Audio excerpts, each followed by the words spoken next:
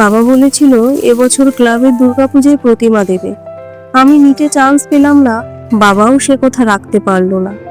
আমাকে ডাক্তার হতে দেখার স্বপ্নটাও বাবার পূরণ হলো না বলেই কি বাবা এভাবে হঠাৎ আমাদের ছেড়ে চলে গেল?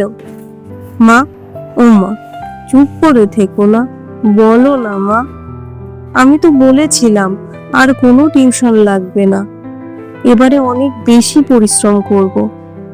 যেখান থেকে যে প্রশ্ন যাই জোগাড় করি সব সলভ করব, টাকা দিতে হবে না। তাতে রাজিও তো হয়েছিল গো। তবে কি শেষে আমার উপর ভরসা রাখতে পারলো না, রাগ করে ছেড়েই চলে গেল? এসব কি আবল তাবল বলছিস বলতো টিনটিন, চুপ কর।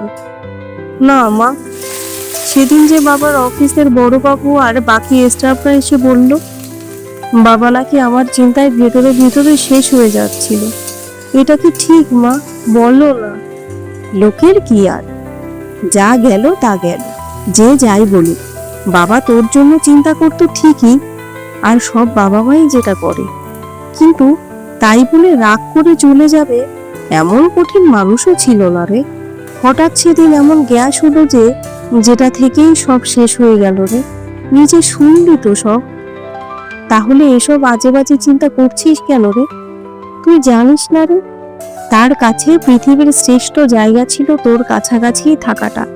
আজ তোর মা যে তোকে আগলে বেঁচে আছে রে টিনটিন। দেখ জানালা দিয়ে দেখ, মা দুর্গাকে প্যান্ডেলে আনছে। মা দুর্গার কাছে এই দুঃখ কষ্টটাকে মনে মনে বল, দেখবি মৃন্ময়, এই মায়ের আশীর্বাদে তোর মা একাই সবটুকু শক্তি দিয়ে বাবার অভাব পূরণ করবে, তোর সামনে ঢাল হয়ে থাকবে। আর বাবা তো আমাদের সঙ্গে জুড়েই আছে অলক্ষ্যে, তাই না? আসলে জানিস তো, মায়েরা সব পারে বাবু।